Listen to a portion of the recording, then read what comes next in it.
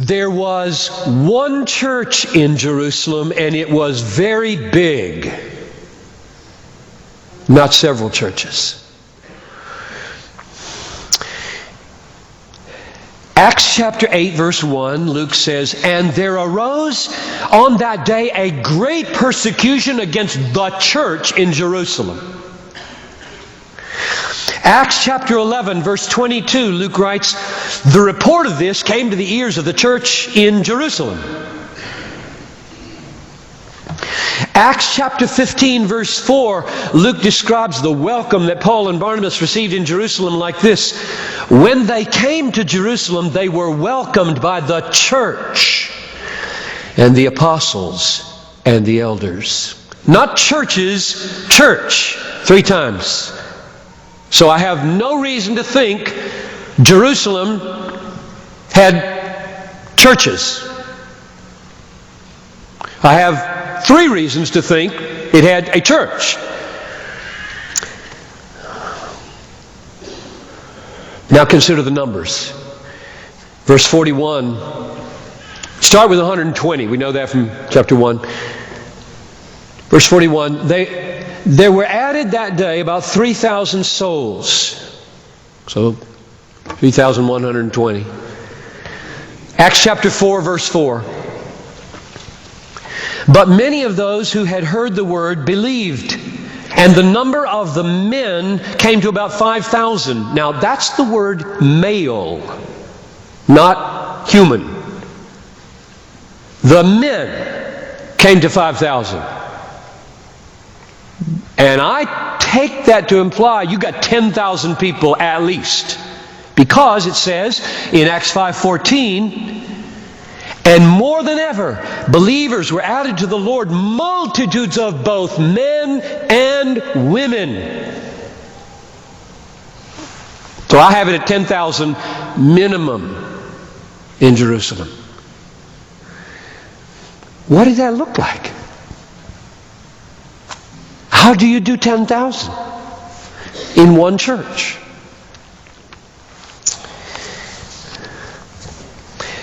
Number 4, fourth observation. This church met in larger gatherings to hear the apostles in the temple, and in smaller gatherings in their homes where they ate together and prayed with each other. Verse 46. "And day by day, attending the temple together and breaking bread in their homes, they received their food with glad and generous hearts." Now, when it says that every day they were in the temple, be careful, because it doesn't necessarily follow that all of them every day were in the temple. I don't think it follows. What it does say is that every day there were Christians in the temple, and perhaps they were there some in the morning and some in the afternoon. You got to get 10,000 people in there. Now the temple was big, 26 acres or 35 acres, depending on how you measure the cubit. I read up on this a little bit just to remind myself. The court of the Gentiles, very big. Might have been able to squeeze 10,000 in. We're doing elbow to elbow, and get this, if Peter is every day shouting so loud in the temple that 10,000 Christians can hear him, that's going to last about 2 days. Because it would so totally disrupt everything that's going on, they wouldn't have allowed it. Well, they tried not to allow it anyway, right? Snatched him out of the temple twice because he was teaching. But somehow or other it says every day you got Christians in the temple and in their homes. So my guess is you got staggered attendance. Now here, this is totally speculation. All right, listen to me speculate a minute. I'm playing Peter here. Got to figure this out. We got 10,000 people. They need to devote themselves to the apostles' teaching, and there are no books. So they got to hear us. They got to hear substantial amounts of time. We got teaching to deliver because they don't know what's going on about who Jesus really was. These are people that have stiff-armed Jesus and they just got saved a few days ago. So how are we going to divide them up? Okay, the biggest and best place to do this is in the courts, in the temple. We can't have them all there at once. We got 7 days to work with, and we got 10,000 people, so maybe break the day in two and spread over 7 days and calculate several hundred. Well, we can do this. We can do this. Now, Peter says, I cannot do this every day. So James got to do some, and you break this down. This is apostolic teaching.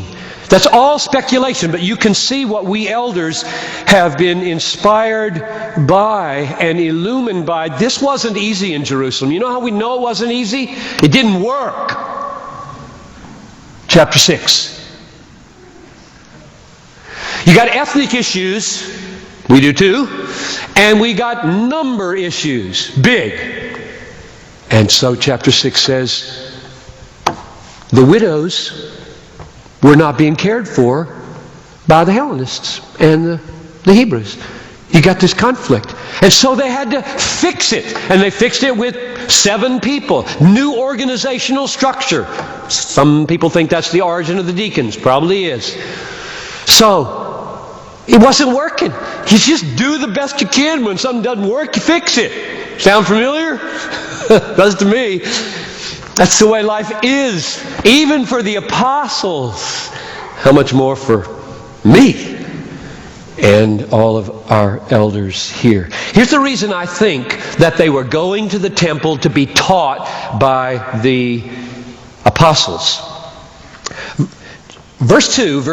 Chapter 2, verse 36 says, day by day, attending the temple together and breaking bread in their homes. Now, chapter 5, verse 42 says, every day in the temple and from house to house, the apostles did not cease teaching and preaching Jesus Christ. To me, that seals the deal. They are going to the temple to hear apostolic teaching and preaching, and they're in staggered groups. You can't have 10 to 15,000 because you got 10,000, and they're adding every day more people. So they're breaking up in groups. The apostles have it all worked out so their voices don't wear out because they got no microphones like I do, and they are teaching several hundred folks every morning, every afternoon, maybe.